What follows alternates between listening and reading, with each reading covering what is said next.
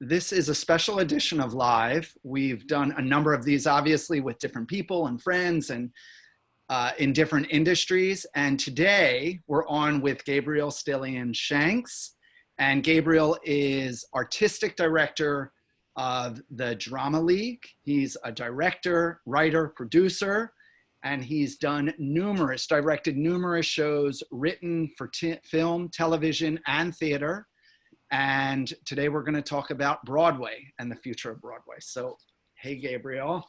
Hey, thanks for having me. My God, thank you for being here. I have to tell you, we've had some really interesting people on, some, well-known people and people that are prominent in their industries and their professions and and Broadway is something for New York City that people really, theater and Broadway. I mean, it's the essence of, so much of the essence of New York City. So I'm excited to talk to you today. Well, I am thrilled to be here. Thank you to both you and your viewers for having this conversation. The theater needs audiences. And so I'm really glad to share what I know about where we are and how we're going to come back to live performance. Perfect. All right. So before we jump in, I just want to get a little bit of personal. So we've spoken a couple of times. Where are you quarantined? Where have you been quarantined? A number of years ago, I left Manhattan for the wilds of New Jersey. I am in near Weehawken, so I can see Manhattan directly out these windows behind you. But I've been here with my partner and our dog, and hold up pretty well. It's been an exhausting time, but also a great time to reflect and really plan. Oh my God, it's really true, right? Not making light of any of this. We are going through so much, but there are silver linings to all this. And God willing, in many of the different ways, we're going to come out ahead. And what do they say? From breakdown comes breakthrough. So hopefully we'll have lots of breakthroughs. And so you mentioned your partner, your husband, right? Yes. Who, I love this, Stelian-Shanks, that's a hyphenate. You took his name. Or you took each other's names. I did. His name is Catalin Stelian, and he is a television star and actor in his native Romania. We met when I was doing a workshop with the National Theatre of Romania there, and courted around the world. And now I am married to an immigrant and have become a fierce advocate for immigrants who make the world better in our country. And it's one of the great joys of my life. Wonderful. I love that. And yes, our country is built on immigrants and by immigrants. Okay. So built by immigrants. Yeah. Okay. And where are you originally from? I was born in Athens, Georgia, outside, right. And had my first professional theater jobs in Atlanta, and then ran theaters in Washington, D.C. for a number of years, and then moved to New York in the mid-90s. Okay, great. Okay. All right. So let's jump in. You're in touch with the producers, theater owners, the creatives, and the artists. And we were talking about this. I know that last week you were at an annual conference. Obviously, it was done virtually, but normally you're all together. So you're probably coming in with a lot of hopefully new information. Yeah, I think we're coming up against some harsh realities. There is all theatrical production in the United States has shut down, but not all the theatrical activity. And the number of meetings that we are having with each other in the field, with government officials, with grant makers and funders and donors and audience members who make up the theater community of the United States. Those conversations are happening daily, multiple times a day, to plot a strategy to come back to live performance. Okay, and so everybody's wondering, when is that? What does that look like? Let me say and I said this a number of times, for me, New York City, and we're going to speak specifically about New York City, Broadway, the theater community, is not an off-Broadway. It's not a matter of if, it's a matter of when. New York will come back. This is New York City. There is an energy about the city, a vortex. We've come back time and time again and reinvented ourselves. But there will be a transition, maybe a number of transitions, but eventually we'll be back. It may look different. So with that said, it's not a matter of if, it's a matter of when. What does that look like? What kind of timing are we looking like? Is the ultimate? Are we just back to normal? What's the interim? And share with us, enlighten us. Well, I think there's a lot of questions inside that big question, right, for theater. Governor Cuomo has established that we are a phase 4 entity on Broadway. So we will be the last of the businesses that are allowed to reopen. But even when we can, my colleague Charlotte St. Martin, who's the executive director of the Broadway League, has discussed publicly that theaters may even be the end of phase 4. And when we talk about Broadway, we are talking about two different kinds of theaters, commercial productions and a few nonprofit theaters like the Roundabout Theater Company and Manhattan Theater Club, who operate theaters on Broadway. They have different economic structures inside their institutions. Right. And for commercial producers, the real struggle is it is very hard to figure out how a production can even break even on a socially distanced capacity size. That really you need about 80% capacity to even be in that conversation. And I think it's really difficult to imagine how 800 people or 1,000 people can sit shoulder to shoulder watching a play right now. And so figuring that out there's a lot of technological advances we're talking about in terms of cleaning, in terms of the way people might sit differently or how we may help them. But that capacity number for commercial Broadway is really the leap we've got to get over. That includes a whole bunch of other issues inside it. How do we get 1,000 people to sit down in buildings that don't really have lobbies? How do we support? That's interesting. Something I'm focused on, okay, if you can make the numbers work, get to that 80% or close to it, and space people, I don't know how or what that looks like. But then there's the issue of, getting into most theaters, you're funneling through, and it's a mob scene until you get to your seat. I mean, that's a whole other, I didn't even think about that. Yeah. I mean, that's one concern. We are usually operating in century-old buildings that were not built with healthy guidelines. So 5 actors to a dressing room is not really a possibility. The cramped spaces for the crews and the actors backstage will have to be addressed. We often run 8 shows a week on Broadway with a matinee and evening show. How do we clean a building of that size in between those performances to make that safe for people to come to? And then of course the art, right? If you have a 25-person dancing chorus, those people are not 6 feet apart. So how do we approach those issues using the best technology we can, the best science and medicine, and a sort of creatively focused approach to problem solving?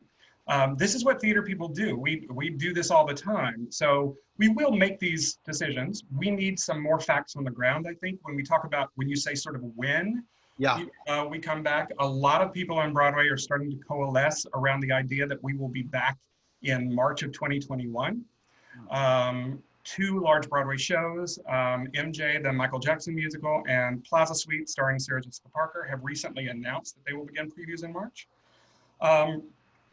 So there is some thought that is a window for when people we will have both enough medical evidence where people can gather in those sizes again, and we will have the technology in place to protect those people both on stage and off. Right. So let's take those 2 shows, MJ and then Plaza Suite, right? Were they originally being slated to come in much earlier? And now they said, let's cut our losses and just figure for the best case scenario. Yeah. Plaza Suite was supposed to open last March, a few months ago. Right. And they just moved a year later. Right. And MJ was supposed to open, I believe August, September was their opening slot, and now they're moving to March. There's big conversations, and every show is wrestling with it differently about how they will come back if they will come back. We know that some shows chose not to open. We know that some may not reopen. We know some are being very bullish on the idea that they will resume performances the way they did them before. But I think there's a growing consensus among a lot of us that the theater, this is a moment when we should really think about transformation. Going back to what we had, even a few months ago, is not acceptable for many of us for a lot of reasons. Obviously, we have medical concerns. Mm-hmm.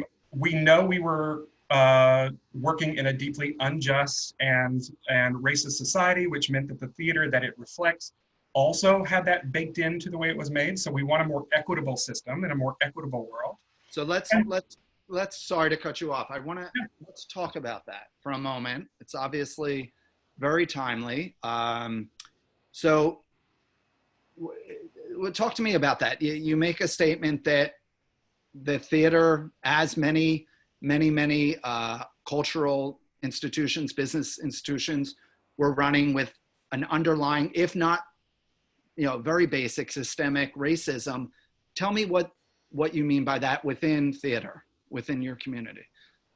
Sure. Well, as I talk about that, I probably just want to first draw attention to the fact that we are two white, cisgendered men having this conversation. And so we need to decenter our whiteness as much as possible and mm-hmm. listen to Black and Indigenous and people of color and really hear them and join with them in this change. So I speak from a position of privilege and power, both in who I am and in my position running a prestigious arts organization. So I just want to put that out there that what I'm about to say is from that perspective, and obviously this is a conversation that needs to include artists of color. But I do think we see this moment of shutdown, many of us, as a moment where true transformational change can hopefully happen. In our casting procedures, in the way we put together our creative teams, in the fundamental economic nature of the way we put these things together, in the way we create access to our productions. Many of us are hoping that we can have conversations with our unions about technology and being able, for people who don't have theater in parts of their world, how can they participate in Broadway? How can we have those conversations that really move this industry forward?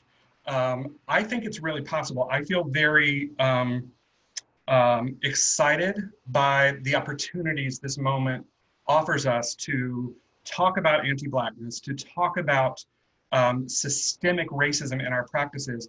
It's a field that can lead on this conversation and can really lead New York City in this conversation as we figure out how to do theater better than we did it before and in a more just and equitable and less racist way. Yeah, it's true. As you said all that, I'm thinking about all the different shows that run on Broadway, and for the most part, theaters are white. Not all, of course, but for the most part, they're about white subjects or topics or white life, if you will. When it was first mentioned to me, I thought, this is the artistic community. What are you talking about? Systemic racism within that, but there's so many different layers to it. Yeah, theater is a mirror of life. Yes. And so we are plagued by the same problems that I think a lot of the world is. What we can do is do better. We can really start to address these things in the way that people are offered opportunities. A lot of the things I've been told my entire life that Black people won't come to see theater just simply aren't true. They just aren't. Or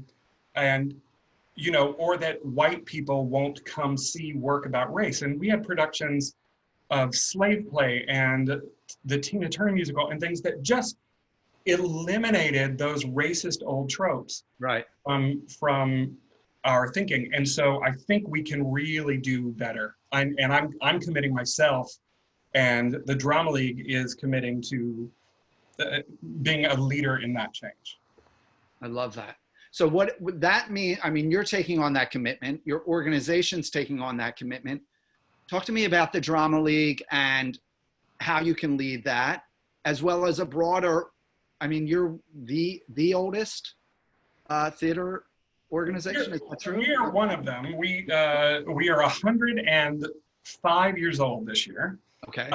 It was started during World War I as a women's service organization by artists and people who wanted to serve the war effort. They did blood drives outside theaters. They did play readings for soldiers who were on military ships in the Hudson River and sent plays overseas to our troops.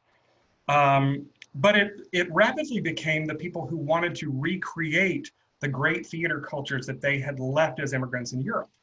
And so it has always been a service organization to help the American theater forward. We are not a producing theater. We don't do a season of plays. We don't have subscribers, or we do a festival for our artists, but not at the scale that a Broadway house would. What we do is we support artists. It's very hard for a young person who wants to be in this field to get the connection, to get in the room where it happens, as Lin-Manuel Miranda said in Hamilton, to have access to networks and contacts and, frankly, resources to become great at what they do and have a life where they can fiscally support themselves. The Drama League is we offer fellowships, residencies, international exchange programs, support networks. We do COVID resources for directors who are impacted, all kinds of things to help these artists make the work and stay in the field. And we've been doing that work a long time, and we're really proud of it. I think what we can do, since we don't at the Drama League really have to be personally concerned about when performance can start back, because that's not what we do. Right. We can say, what do artists need? How do we offer anti-racism training? How do we change the culture of the rehearsal room? How do we talk to casting directors? How do we have directors lead as change agents inside our field? And we're working on a ton of things that I can't talk about on this call, but by the end of the week, some of those things will start to emerge. But we're very excited about what the future holds. That's phenomenal. That's great. I mean, as you said, you're not restricted by the parameters of when we can open. Obviously, we all hope sooner than later, but what's underneath that and what will craft what may be opening. To create opportunities. You know, about a third of the shows on Broadway are directed by people who came out of our programs. So we have an investment of those shows reopened, Come From Away and Hadestown, or, you know, shows directed by our alumni. We want to lift those shows in any way we can. Right. We want to make sure that the young artist has an opportunity to be in a Broadway rehearsal room so they can see how it works at that level.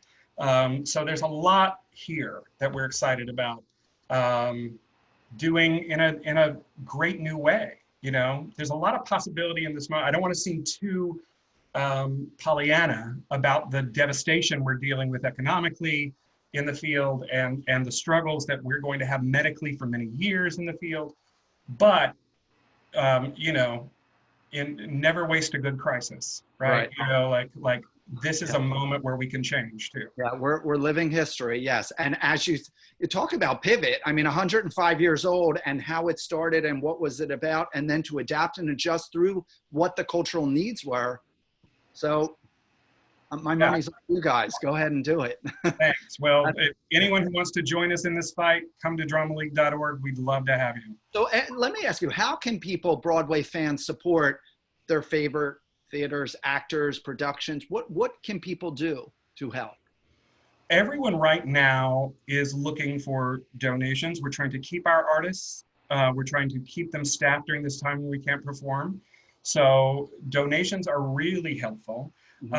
We have a number of theaters that are, you know, have sold tickets for shows that then got canceled. I'm sure some of your listeners have tickets to shows at theaters where that happened. Consider donating those back. Consider not asking for a refund. You know, that it's astonishing how much we depend in this field on that kind of generosity. So all of that. And then the other thing is, I think we'll know in the next 60 to 90 days, that question of when we come back that you asked me, Yes. we're gonna start locking that down by the end of this summer. And as we start to come back, I'm really looking for all of us to celebrate this thing we love so much, art in New York City. And I'm not talking just about theater. One of the reasons we all live here is it has world-class museums and dance companies and musicians. You know, the culture of this city is such a glorious jewel. As we start to come back, I'm hoping that everyone who loves that will celebrate it, go out, experience it, get involved, bring this exquisite arts culture that we have in the city back to the prominence that we all enjoy. Yeah, I love that. I love that. I think that's so true. I did a show a few weeks ago, and someone touched on that, you know, obviously being in real estate and we sell all different properties and type of places, but that a little bit of the soul back to New York City. And certainly our city is built on the soul of our performers and our creative residents. There's no question. Okay, so let me ask you,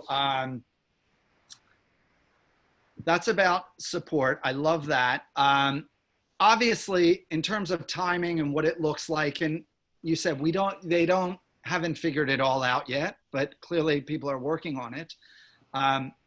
Interestingly enough, I did a show with Michael Stillman, who owns a number of restaurants in New York City, and he, being a restaurateur, he was talking about how it looks like, what it looks like. They're doing the same thing within their organizations and trying to figure it out. And he looked to the theater community and said, hey, he's not saying this will definitely happen, but similarly to where a ticket in the orchestra on Saturday evening will be more expensive than, say, a matinee, you know, balcony seat on a Wednesday. They're toying and grappling with the idea of a table for six on a Saturday night at 8 o'clock. There may be a premium you pay on that. Again, trying to work out their economics, just like a theater owner will, than a Wednesday for lunch, you know, that type of thing. So it was, when he said that, I thought that was so interesting because yes, it works in theater. That's and the economics that theater owners have used and work, and now restaurants may use it to apply to them. So. Yeah, I think dynamic pricing is probably going to be, it certainly was something that Broadway was engaged in prior to this. I think that will become more important. Yeah. I think what we see will also dictate what's possible. I think there will be some really compelling work that people will, you know, want to run in different configurations. So we may go to more shows at odd times during the day. We've already started to experiment with a Thursday at 7 o'clock or a Saturday at noon, or different ways to coordinate that through. I also think you'll see some really interesting innovations in the technology of architectural health. There was a wonderful report put out by the American Repertory Theater in Cambridge with Harvard University about healthy buildings and healthy theaters, and how we can start to retrofit our buildings to make audiences and artists safe. And there's some really astonishing thoughts there. Yesterday, I was just looking at drones that would fog bomb a theater in about an hour and kill 99.9 something of coronavirus. And so, you know, we were just a month ago thinking about how much it would pay to have a cleaning staff, but actually this technology could help that be faster and cheaper and do a better job than people wiping down. That's unbelievable. Yeah. Have drones it's so obvious, it's right in front of us. Wow. Yeah. That's phenomenal. And those kinds of solutions are coming every single day to this problem. So, you know, will you be able to sit shoulder to shoulder with strangers without masks? I don't know. But I think coming back and seeing a theater and enjoying it as you have enjoyed it your entire life is certainly going to happen, and sooner rather than later. Terrific. I love that. And I know everyone listening will love hearing that too. Well, thank you. Is there anything else? We're going to wrap up. Anything else you want to share? This has been enlightening, and thank you for sharing all of that. And certainly we all look forward to getting back to theater. Well, thank you for this work. We really appreciate anyone who is interested in these issues. I also just want to stress that your entire series, if people can watch previous episodes or future episodes, these are the kinds of conversations as a community we need to be having. We need to come to strategic conversations about how to move forward.